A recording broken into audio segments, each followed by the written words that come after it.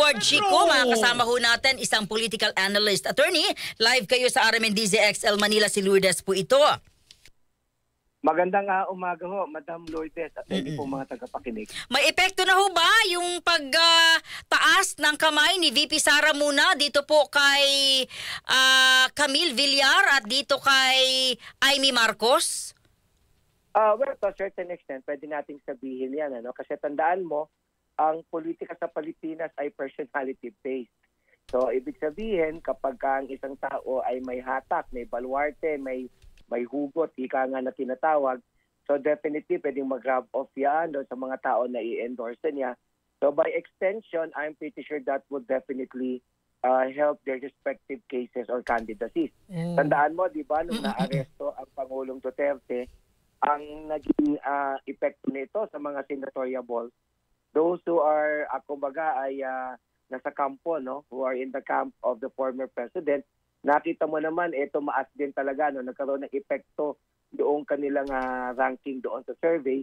And in fact, there used to be a time si Erwin Tulfo ang number 1, but now you can see it's Bongo at nasa top 5, nasa top 6 si Bato. At maging yung mga hindi gaanong sikat na kaalyado ni former President Duterte ay tumaas din doon sa rango, bagamat hindi sila pumasok sa tinatawag na top or magic 12. So definitely may epekto yan, kasi personality-based ang politics natin. And that's how it's always been. Wala tayong magagawa. Ganun talaga.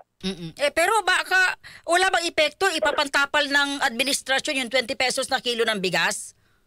Pakiulit po, medyo nag-chat po. Attorney, baka hindi ba makaka-apekto ito? Itinapal na ng administrasyon ang 20 pesos na kilo ng bigas sa Visayas talaga na mataas ang bilang ng mga botante. Well, to a certain extent, syempre, ang mga Pilipino kasi, of course, I could not outright say or predict na merong impact yan, but you also have to understand, ang mga Pilipino, reactive tayo culturally. So kapag may mga ganyang usapin or issue, naapektuhan tayo, and in fact, one issue can trigger a shift in preference.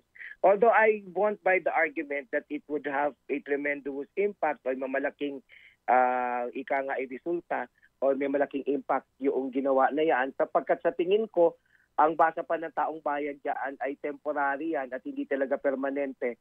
At hindi yung ika nga sa English, yung tinatawag na panacea, o yung ika nga yung gamot na hinahanap natin. And I'm pretty sure at this time, a lot of the people are still, kumbaga, suspecting that this may not actually be permanent at kumbaga, cosmetic lang ito. Okay. Marami ho ang nagtaasan ng kilay kasi kahit mayor po ang kanyang tinatakbo, ipinuntahan pa rin at nagtaas po ng kamay. Etong si VP Leni Robredo, dito naman po kina Abalos at Pacquiao. Sandali, teka, hindi ho ba nakakasira ito sa reputation ng isang Leni Robredo? Una sa lahat, ito ay patunay na we have a very weak political party system. So, ibig ko sabihin, maaari mong i-embrace ang isang politiko kahit hindi mo siya kaalyado before, knowing fully well na yung partidong pinanggalingan niya ay hindi naman permanente ang kanyang membership, nandoon lang yung tao na yan for convenience, at hindi ganoon ang pagiging loyal sa partido na yon, because at the end of the day, given a weak political party system, yung mga partido dito, they never actually stand on party principles. So for the most part, ang mga partido, they exist for convenience. Kaya mapansin mo from a historical standpoint, tingnan mo, madam, pala yung magkakampi ngayon, bukas magkaaway. Yung magkaaway ngayon, magkakampi. Unit team is even the prime example after 3 years na buwag. And I could actually cite a plethora of examples that would show that with a weak political party system, ganyan ang sistema, nagliliguton lang yung mga politiko, pati yung kanilang affiliation, yung kanilang loyalty. Alam mo ba, after the war, we began to toy with the idea of having a two-party system. So meron tayong liberal, partido nasyonalista. Buwan pa lang na i-establish yung dalawang partido na yan, nagkaroon na ng away, naglipatan na sila ng kampo. And that has always characterized our political landscape. Kaya hindi ako magtataka if Leni Robredo would do that. Pero siyempre, dahil diametrically opposed supposedly ang kanyang paninindigan sa pamamanindigan naman ni Pangulong Bongbong Marcos, Kaya hanap siya ng excuse para i-justify niya yung pagtaas ng kamay na yan. Mm-mm. Maaaring sabihin, kaibigan niya itong isang tao o naniniwala siya dito sa isang individual. Kagaya ni Pacquiao, I think I read in the paper, sabi niya naniniwala siya na trustworthy si Manny Pacquiao and he's a good person, hindi ba? So dahil mahina ang political party system dito, iboboto mo yan. Sa Amerika, hindi ganun. Tama. Kapag ikaw ay Democrat, kahit gusto mo yung Republican na kandidato, pag-iisipan mo talaga kung iboboto mo yan. At kung iboboto mo yan, kadalasan lumilipat ka na ng affiliation. From Democrat, mapupunta ka sa Republican. And it's always a hard decision to make because mga partido doon, they represent certain principles they stand for. Dito walang ganun. Kaya hindi nakakapagtaka yung pagtataas ng kamay na ganyan. Kaya kay Camille Villar, isipin mo naman, magkaaway ngayon si Bongbong Marcos at si VP Sara Duterte. Paano mo ipaliwanag na siya ay kaalyado, supposedly, nasa ticket siya ni BBM. At the same time, tinaas din ng kamay niya ni VP Sara Duterte. So ganun na nangyari. At ang mga tao, napapaghiwalay nila yon. Hindi nila dinidikit yung tao doon sa partido na pinanggalingan niya. And in fact, an ordinary Juan de la Cruz, tanungin mo sa kalsada, kilala mo ba halimbawa si Camille Villar? Anong partido niya? Hindi niya nga masasabi kung saan galing na partido yan eh. Kasi yung mga partido dito wala masyadong significant. But to serve as convenient way for politicians to have certain parties they can affiliate themselves with. Okay. Makakatulong ba yung pag-endorso? Though nasa 1-2, pasok naman talaga sa top 12 si Pacquiao. Pero makatutulong ba ito kay Abalos? Yung kay Abalos kasi, I really wouldn't say right now kung may malaking impact yan. Kasi ang problema kasi, bagamat weak yung party system natin, hindi ba? Yung grupo ng mga kakampings na tinatawag natin, very solid sila doon sa prinsipyo na sa tingin nila pinaglalaban nila eh. So even if Lenny Robredo would raise the hand, for example, of senatorial of candidate Abalos, I'm not so sure kung i-embrace nila yon. Bakit ko nasabi yan? Nakita ko na yan in the past eh. In fact, remember, nitong parang nagkakaigihan yung ilang mga LP members kay BBM. Kitang-kita mo yung mga kaping sa social media, they were up in arms. Ayaw nila talaga yon. Sinasabi nila, ano na yung nangyari sa pinaglaban natin. So, it's one thing that Lenny Robredo would raise your hand. But it's also another thing if whether or not you'd be embraced by the people who support Lenny Robredo. Hindi kagaya ni VP Sara Duterte o kagaya nung ama niya na si former President Rodrigo Duterte, former President Rodrigo Duterte, yung mga supporters nila, sobra talagang nakadikit sa personalidad ng mama. Sobrang nakadikit sa personalidad by way of extension nung ale ni VP Sara Duterte. Yung mga supporters ni Lenny Robredo, they really do not support Lenny Robredo per se. But they basically support what she seemingly stands for or what she seems to represent. Kaya nga kung hindi na si Lenny Robredo ang tatakbo sa 2028, if there is someone like her who would come from the same breed of kumbaga, politicians, like same mold, pwedeng lumipat yung mga kaping para suportahan yun. So there lies the difference. Nawala na ba yung yung sinasabing, kasi ito yung mga comment no? Tama yung sinabi nyo sir, yung mga kakampings, talagang tumatayo sila sa gusto namin malinis, mga ganito ganon. So ang daming tanong, nawala na yung pinagtatanggol nating dapat malinis, yung ating iboboto. Yun nga yung problema talaga diyan. Kasi nga, kagaya ng sinasabi ko, syempre, ang constitution kasi ng mga kapings, kung titingnan mo, kung at the very least middle class yan, kung wala mang pera, medyo nakapag-aral. So obviously, because of education, iba yung pagtingin nila sa konsepto ng governance. Mas naintindi nila yung concept supposedly ng good governance. Kaya lang hindi nila alam yung mga leader na sinusuportahan nila na nagagaling halimbawa sa Liberal Party predominantly, hindi naman totoo na yung mga politiko na ito ay sumasang-ayon din sa pinaglalaban nila. Yung mga politiko na ito, pwede makipagbati ito at some point. Sabi ko nga, di ba, sabi ng mga LP members ng panahon ng eleksyon, and never again. Ngayon, bakit parang why not? And in fact, I merong mga galing sa LP na na-appoint, hindi ba, dito sa administrasyon ni Bongbong Marcos, or at the very least affiliated with the LP. So doon nagkaroon ng disconnect. Para sa mga taong bayan, ng mga educated, syempre iba yung kanilang pananaw, nagkaroon ng disconnect dahil yung mga sinuportahan nila na politiko, hindi nila alam, behind the scene, yung mga politiko na ito ay nagre-rego doon at nagpapalit-palit lamang ng pagkakampi-kampihan. Kasi para sa kanila, yung interest nila na mahala lang mas importante. Bira lang naman yung politiko sa totoo lang na maninindigan talaga sa pinaglalaban niya. No? But for the most part, lahat ng mga politiko, particular yung mga traditional na politicians, they're always open for consensus, they're always open for realignment of affiliation.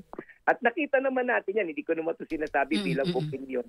Tingnan mo yung kasaysayan natin, palagi naman din talagang ganyan, hindi ba? Hindi ko na nga alam magbigay ka ng isang senador, ma'am. Hindi ko na alam kung ilan yung partido na sinalihan niya. Oo, tama. Oo. Kung sa Oo nga. palipat-lipat, hindi ba? Oo. So possible din na maging, makita natin sa maraming pagkakataon si Lenny at si Sara. Hindi na, remember, hindi ba? Dumalo po si Sara Duterte. Exactly, opo. Oo. So, hindi ba? So, yung alignment kasi nagbabago, yung nare-recalibrate nila lahat yung usapin na yaan because yaan ang nature ng political landscape natin. Again, babalik ako at the risk of repeating myself. We have a weak political party system. So, ibig sabihin, posible na yung magkaaway ngayon. Talagang madaling conveniently magiging magkakampi sila at madali nilang i-justify at sabihin nila nagka-align lang sila ng pinaglalaban. But that has always been the case. Kasi sa Amerika, hindi talaga ganyan Talagang pag Republican ka, Republican ka. Pag Democrat ka, Democrat ka. At pag Republican ka, you are actually expected to behave a certain way, hindi ba? Incongruent with the principles na pinaglalaban ng partido mo. Dito hindi naman ganoon Kaya lahat yan pwede magkakampi-kampihan. Naalala ko nga noong mahigpit yung eleksyon ng pangpanguluhan. Noong ang eleksyon, hindi ba? Ako'y madalas din ma-interview. Minsan inaawat din ako ng mga kapi, ng mga DDS kasi gusto nila, kampihan ko sila. Palagi kong sinasabi sa mga interview na etong mga politiko, dahil mabuhay ang ating political party system, huwag niyong asahan na yung magkakampi ngayon, magkakampi pa rin bukas. At yung magkaaway ngayon, magkaaway pa rin bukas. Tingnan mo na lang yung political party, yung party list natin, system natin. Di ba supposedly nag-start yan marginalized sector dapat. But of course, because of how it evolved, kasama na rin yung decision ng Korte Suprema. Anong nangyari ngayon? Yung mga anak ng mga political na dinastiya, sila na rin yung mga nominees doon sa party list. Diba? Oo. Hindi seryoso yung pinaglalaban ng partido Sa Amerika, seryoso sila dito. Magtayo ka ng partido para sa magsasaka. Bagamat may totoong seryoso, may magtatayo ng partido para sa magsasaka. Not necessarily para sa magsasaka. Para gamitin plataforma yan, para yung isang tao na nahihit na hindi na posibleng matakbo bilang congressman sa distrito niya o sobra na siya dahil lahat ng kamag-anak niya tumakbo na, dito siya ilalagay sa party list na yun, hindi ba? At yan ang nagiging problema natin. Kaya nga lagi ko sinasabi, ang taong bayan, dapat palaging mag-iisip pag tayo magpapaloko sa mga naratibo at propaganda na nababasa natin. Attorney, huling tanong ko po, ito bagong-bago lang kanina. Naniniwala ba kayo na talagang makakaapekto at makikisawsaw yung Chinese government sa eleksyon? Alam mo kasi yung pakikisawsaw ay hindi na kasing laki ng pakikisawsaw nung unang panahon. Kasi naalala mo, bago ma-disintegrate, pasensya na kayo, medyo sa mga bata, hindi nyo alam. Opo. Bago ma-disintegrate po, ito pong tinatawag natin na Soviet Union, may Cold War noon. Kung may Cold War noon, hinati ang mga bansa sa mundo sa dalawang grupo, yung mga kaalyado ng Soviet Union at kaalyado ng Amerika. Kaya nung araw, because of the Cold War, importante yung system of alliances. Ang Amerika, for example, nakikialam halimbawa talaga sa pamamahala ng isang bansa. Kasi kailangan nila yan sa interest nila. Kaya lang, nagkaroon ng Glasnost and Perestroika, nabuwag na itong Soviet Union at nabuwag na rin even yung West and East Germany. So anong nangyari? ang pakikialam ng mga bansa ay hindi na masyadong ganoon. Although pwede pa rin. Kasi tandaan mo, allegedly, doon sa unang pagkapanalo ni Donald Trump, diba? Sabi nila, nagkaroon ng papel ang Russia.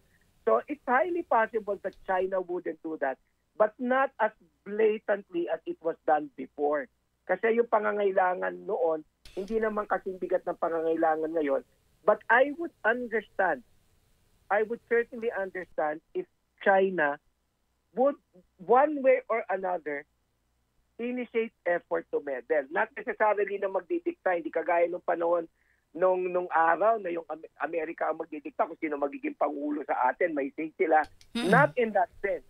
But there would be a certain sense of intervention to protect its interest. Kasi tandaan mo, kahit magkapitpitan ng dapat pitpitan, hindi i-give up ng China ang West Philippine Sea. Hassle na nga sila sa Google, di ba? At daw hindi tinawag na South China Sea yan. Yes. Na yan. So I will expect China to do that. I won't discount the possibility if China sent spies here, di ba, para magmatchat sa atin. Hindi ko sinasabing totoo yon, pero hindi ako mabibigla kung totoo na ang China ay nag-outsource ng mga troll farms dito sa Pilipinas. I wouldn't be surprised because China is noted for doing that. At bakit ginagawa ng China yan? Siyempre kaya niya, malaki siyang bansa. So it's not really something na pagtatakkan mo, but as to scale, it would not be as blatantly as it used to be noong mga nagdaang panahon. Sabi ho ni Attorney Harry Roque sa aming katatapos lamang na interview sa the Netherlands, ang pagbagsak sa ratings ni Pangulong Marcos dahil marami na pong gutom na mga Filipino. Hindi po dahil sa fake news. Ay, hindi daw dahil saan po? Fake news. Kasi sabi na Malacanang, bumaba ang ratings ni Pangulong Marcos dahil sa mga fake news eh. Pero sabi ho ni Attorney Roque at ng kampo nga ni ng Duterte, marami kasing gutom, hindi sa fake news. Pero interestingly, ang problema kasi dun sa mga survey na ginawa, like for example, the issue on trust and approval ratings, hindi dinetalye kung bakit sila hindi nagtitiwala halimbawa. Kasi may mga ang survey kasi depende kung anong ilalagay mo na itatanong Not mo. question, Hindi na ilagay yung mga tanong na yon. So ang alam lang natin, may mga hindi bumaba. Actually, hindi nga lang siya normal na pagbaba. It's actually a steep decline na. Ma'am, lagyan natin ng perspektibo. Ito, maliban kay former President Duterte, lahat ng Pangulo after the honeymoon stage, bumababa talaga ang trust and approval ratings. Pero honestly, medyo nakakabahala yung pagbagsak o yung pagbulusok ng ratings ng Pangulong BBM. So, which is why he has to address it. And a lot of these things are based on perception. Not necessarily, ibig sabihin, ang pagtingin ng taong bayan sa'yo, most of the time based on perceptions yan, hindi yung totoong nangyayari. So kaya kinakailangan, the President has to recalibrate kung paano yung paraan ng pagpapadala niya ng mensahe. Di ba? And it's not yet too late. The President can still salvage the situation. But honestly, it is something that he should not take critical because it's alarming. Yes. Kaya nga, very important kay Pangulong BBM na maging maingat sa pagkilos niya. Kasi kanina nga, nabanggit ko ang mga Pilipino reactionaryo. Isang maling pagkilos niya can result into something catastrophic. So, kinakailangan maging maingat siya talaga. Attorney Edward Chico, maraming salamat sir sa inyo pong mga opinyon at marami ho kaming natutunan. Mabuhay po kayo, Attorney. Magandang hapon po. Kayo po ang mas mabuhay, Madam. Salamat po. DZ